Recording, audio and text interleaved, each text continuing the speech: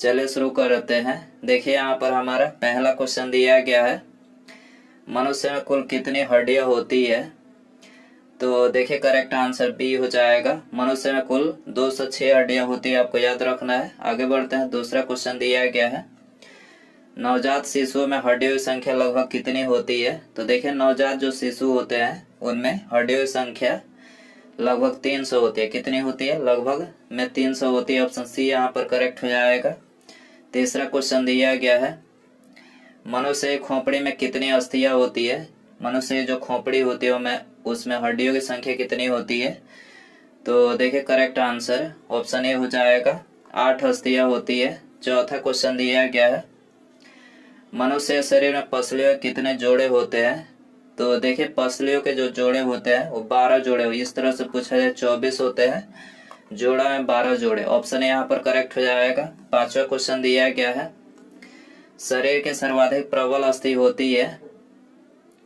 तो देखिए correct answer B हो जाएगा। जबड़े की जो अस्थि होती है ये शरीर के सर्वाधिक प्रबल अस्थि होती है।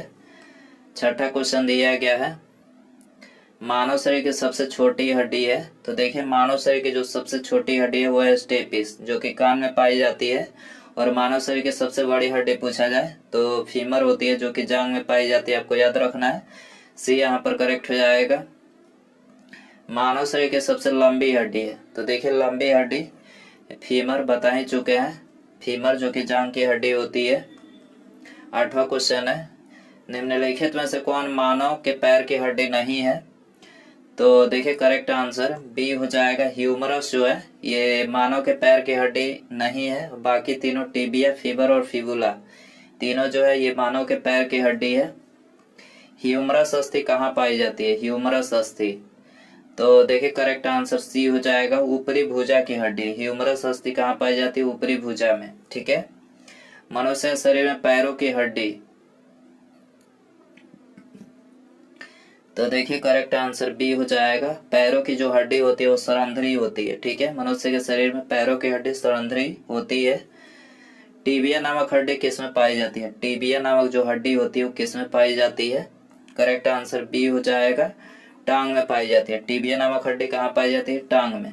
ठीक है। मानव शरीर के किस अंग की हड्डी सबसे लंबी होती है? बता ही चुके हैं कि सबसे लंबी जो हड्डी होती है वो जांघ की हड्डी होती है, फीमर जिसको बोला जाता है। दांतों तथा हड्डियों में पाया जाने वाला तत्व है। दांतों तथा हड्डियों में पाया जाने वाला तत्व कौन सा है? करेक्ट आंसर सी हो जाएगा। कैल्शियम और फास्फोरस जो है ये दांतों और हड्डियों में पाया जाने वाला तत्व है। वृद्धावस्था में मनुष्य की हड्डियां क्यों कमजोर हो जाती है? बुढ़ापे की बात हो रही है, तो बुढ़ापे में मनुष्य की जो अस्थियां होती है तो ये कैल्शियम की कमी के कारण से जो है कमजोर हो जाती है। सी हो जाएगा। अस्थि में कौन सा लवण सर्वाधिक मात्रा में होता है?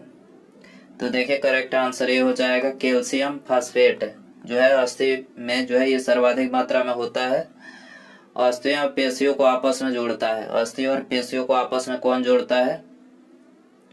करेक्ट आंसर बी हो जाएगा। टेंडन जो होता है अस्थि और पेशियों को आपस में जोड़ता है। मानव के जीवन काल में कितने दांत 2 बार विकसित होते हैं? तो देखिए करेक्ट आंसर सी हो जाएगा। मनुष्य के जीवन काल में 20 दांत ऐसे होते हैं जो 2 बार विकसित होते हैं। मानव शरीर में पाचन का अधिकांश भाग किस अंग में संपन्न होता है? पाचन का अधिकांश भाग, तो देखिए करेक्ट आंसर सी हो जाएगा, छोटी आंत में संपन्न होता है।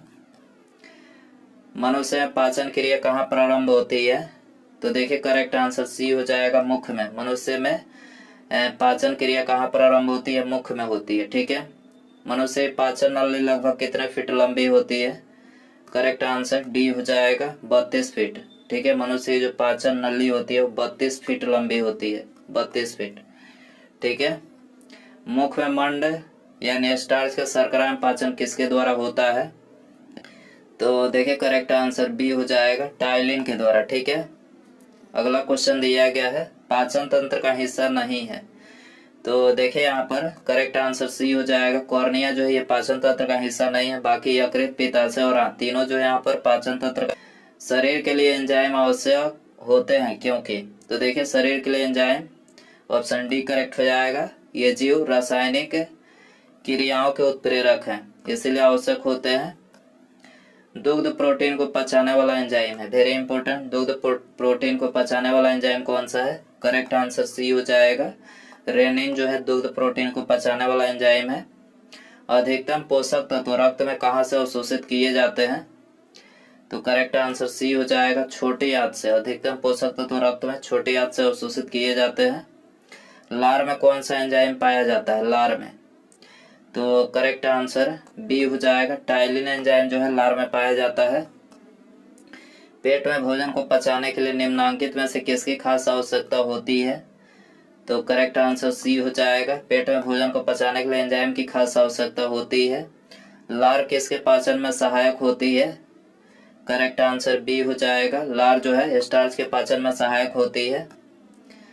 मानव के आमाशय में अम्ल एक्स उत्पन्न होता है, जो भोजन के करता है। एक्स है भोजन के पाचन में सहायक, तो करेक्ट आंसर सी हो जाएगा। हाइड्रोक्लोरिक अम्ल सहायक है भोजन के पाचन में, ठीक है। मानव शरीर में भोजन का रक्त द्वारा अवशोषण कहाँ सर्वाधिक होता है? मानव शरीर में भोजन का रक्त द्वारा अवशोषण कहाँ सर्वाधिक होता है? करेक्ट आंसर सी हो जाएगा, छोटी आंत में सर्वाधिक होता है। प्रोटीन का पाचन कहाँ से प्रारंभ होता है? करेक्ट आंसर डी हो जाएगा, उदर से, ठीक है। प्रोटीन का पाचन कहाँ से प्रारंभ होता है? उदर से। अमाशय द्वारा स्रावित रस भोजन को आसानी से पचा लेता है, लेकिन अमाशय स्वयं इन पाचक रसों से अप्रभावित रहता है, क्योंकि, तो देखिए करेक्ट आंसर ए हो जाएगा। अमाशय की दीवार श्लेष्मा के द्वारा सुरक्षित रहती है, ठीक है। आगे बढ़ते हैं। पचे हुए भोजन में मौजूद विषैले पदार्थ का कौन सा अंग चूषण करता है? तो करेक्ट आंसर डी हो जाएगा। यकृत जो है ये पचे हुए भोजन में मौजूद विषैले पदार्थ का चूषण करता है। पेप्सिन है एक, करेक्ट आंसर ये हो जाएगा। पेप्सिन जो है ये एक एंजाइम है, पेप्सिन बदल देता है। करेक्ट आंसर बी हो जाएगा। प्रोटीन को पॉलीपेप्टाइड में जो है पेप्सिन बदल देता है। पाचन क्रिया प्रोटीन किस पदार्थ में बदल जाते हैं?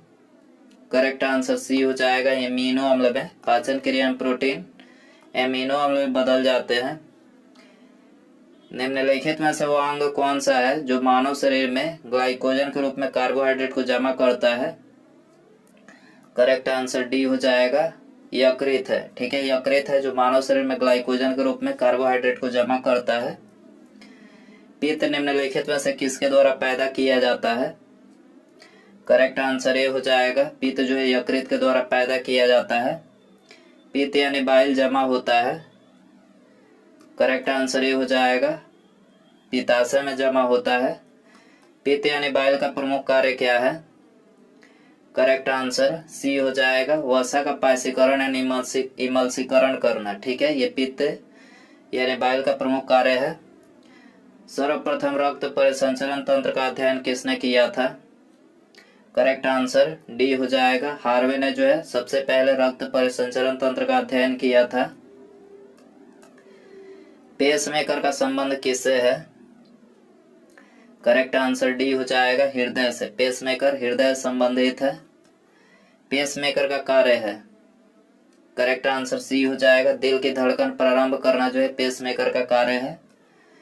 गति प्रेरक किससे संबंधित है? करेक्ट आंसर सी हो जाएगा, हृदय से। गति प्रेरक किससे संबंधित है? हृदय से। निम्नलिखित में से किनकी भित्तियों पर रक्त द्वारा डाले गए दबाव को रक्तदाब यानी ब्लड प्रेशर कहते हैं? तो देखिए करेक्ट आंसर सी हो जाएगा, धमनियों की भित्तियों पर रक्त द्वारा डाले गए दबाव को क्या कहा जाता है? रक्तदाब यानी ब्लड प्रेशर कहा जाता है। सोते समय रक्तदाब में क्या परिवर्तन होता है? तो करेक्ट आंसर बी हो जाएगा, सोते समय रक्तदाब जो है घट जाता है। रुधिर दबाव यानी ब्लड प्रेशर मापक यंत्र है। तो देखिए ब्लड प्रेशर जो है किसके द्वारा मापा जाता है? स्फिग्नोमैनोमीटर के द्वारा, याद रखना स्फिग्नोमैनोमीटर। जार्विक 7 है, तो देखिए जार्विक 7 जो है ये कृत्रिम हृदय, क्या है? कृत्रिम हृदय। लाउडा ध्वनि किसकी क्रिया के कारण उत्पन्न होती है? करेक्ट आंसर सी हो जाएगा। हृदय क्रिया कारण से जो है उत्पन्न होती है। मनुष्य शरीर में हृदय को एक बार धड़कने के लिए कितना समय लगता है? 0.8 सेकंड। मनुष्य शरीर में हृदय को एक बार धड़कने में 0.8 सेकंड। स्वस्थ मनुष्य में प्रति मिनट हृदय स्पंदन होता है।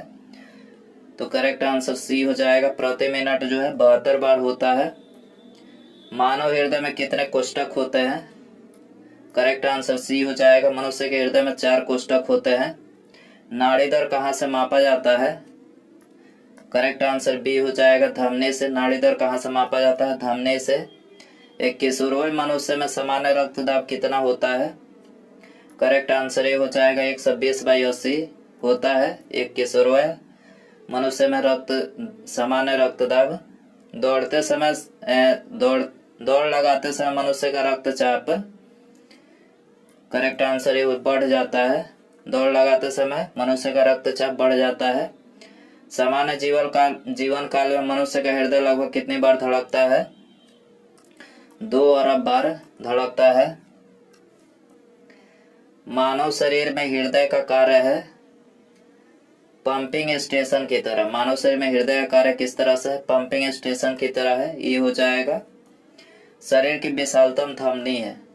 करेक्ट आंसर बी हो जाएगा। ये आटा जो है ये शरीर की विशालतम धमनी है। स्वस्थ मनुष्य शरीर में कुल कितनी मात्रा होती है? रक्त की कुल मात्रा कितनी होती है? करेक्ट आंसर सी हो जाएगा। शरीर के वजन का 7% जो है एक स्वस्थ मानव शरीर में रक्त की मात्रा होती है। एक वयस्क में रक्त का औसत आयतन होता है। करेक्ट आंसर सी हो जाएगा, 5 से 6 लीटर होता है। मानव रुधिर का पीएच है। करेक्ट आंसर डी, 7.4 जो है मानव रुधिर का पीएच है। मानव शरीर में रुधिर बैंक यानी ब्लड बैंक का कार्य कौन करता है? करेक्ट आंसर ये हो जाएगा, तिल्लिया यानी पलिया, जिसको स्प्लीन बोला जाता है अंग्रेजी में। मानव रक्त प्लाज्मा में प्रायः पानी की प्रतिशत मात्रा कितनी होती है? करेक्ट आंसर डी हो जाएगा, 91 से 92% जो है पानी की प्रतिशत मात्रा होती है। पानी की प्रतिशत मात्रा में भिन्नता होती है, 91 से 92%। ठीक है। रक्त में पाई जाने वाली धातु है। करेक्ट आंसर डी हो जाएगा, रक्त में लोहा यानी आयरन धातु पाया जाता है। रक्त का शुद्धिकरण कहाँ होता है? फेफड़ा, यकृत, किडनी, तीनों जगहों पर रक्त का शुद्धिकरण होता है। ये सभी हो जाएगा। निम्नलिखित में से कौन सा कथन सही है? शरीर में सारा रक्त किडनी के माध्यम से शुद्ध होता है।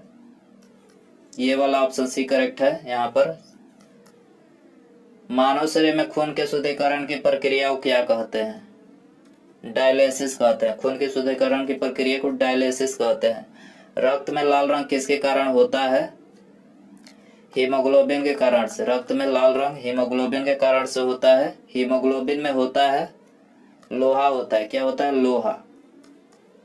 शरीर में हीमोग्लोबिन का कार्य है ऑक्सीजन का परिवहन। शरीर में हीमोग्लोबिन का क्या कार्य है? ऑक्सीजन का परिवहन है। हीमोग्लोबिन किसका महत्वपूर्ण घटक है? आरबीसी का महत्वपूर्ण घटक है हीमोग्लोबिन। कौन सी रक्त वाहिका है साफ रक्त फेफड़ों से हृदय में ले जाती है? तो करेक्ट आंसर डी हो जाएगा, फुसफुस सीरा जो होती है ये साफ रक्त फेफड़े से हृदय में ले जाती है।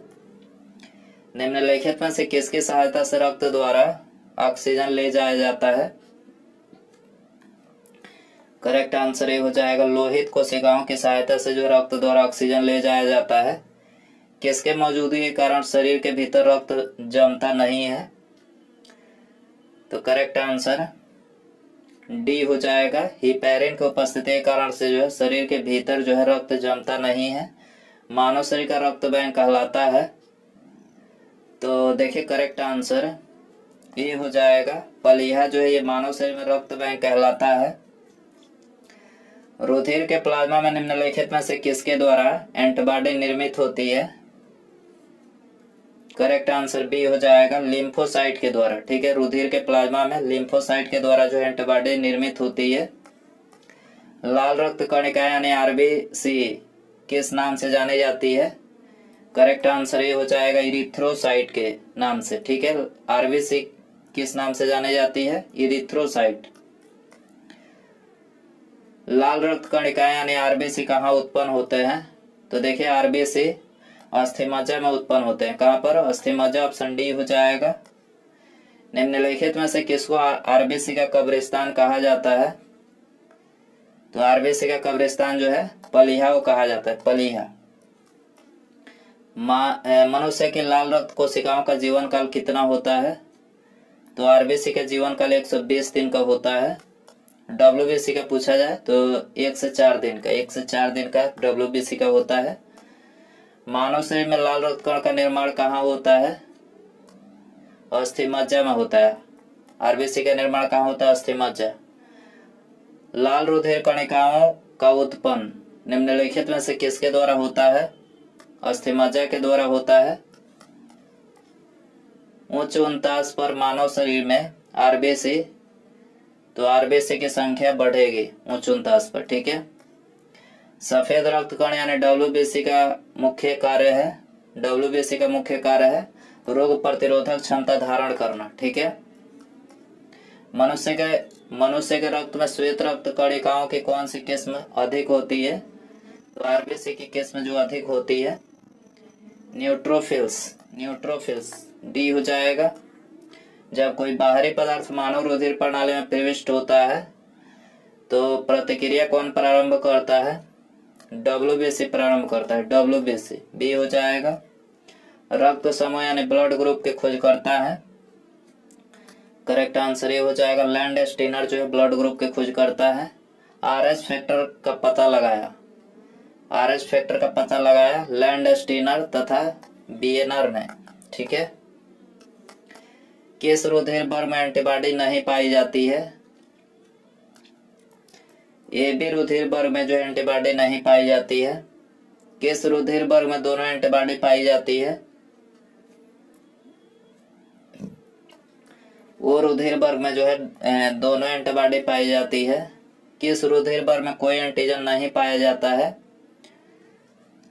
करेक्ट आंसर डी हो जाएगा। वो रुधिर वर्ग में जो है कोई एंटीजन नहीं पाया जाता है। एंटीजन प्रतिजन एक ऐसा पदार्थ है जो प्रतिरक्षी के निर्माण को बढ़ावा देता है। ठीक है, प्रतिरक्षी के निर्माण को सी हो जाएगा। एंटीबॉडी का मुख्य कार्य किसके विरुद्ध होता है? संक्रमण के विरुद्ध होता है। एंटीबॉडी का मुख्य कार्य किसके विरुद्ध होता है? संक्रमण के विरुद्ध। आरएच फैक्टर का नाम किससे संबंधित है? तो आरएच फैक्टर बंदर से संबंधित है। आरएच तत्व के अनुसार कौन सी जोड़ी विवाह के लिए उपयुक्त नहीं है? तो करेक्ट आंसर ए हो जाएगा। आरएच प्लस पुरुष तथा आरएच माइनस जो है ये विवाह के लिए जोड़ी उपयुक्त नहीं है। संतानों के भ्रूणीय अवस्था में माता के गर्भाशय के अंदर ही रक्त का थक्का बनने से मृत्यु हो जाती है। इस रोग को इरिथ्रोब्लास्टोसिस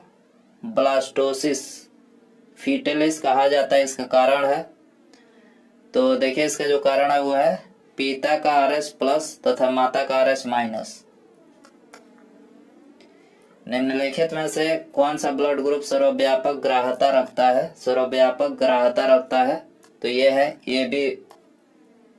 ए बी रक्त समूह। ठीक है, ए बी रक्त वर्ग वाले व्यक्ति को सर्वोत्तरिक दाता कहा जाता है क्योंकि उसके रक्त में प्रतिपिंड का अभाव होता है, इसीलिए सार्वत्रिक अदाता कहा जाता है।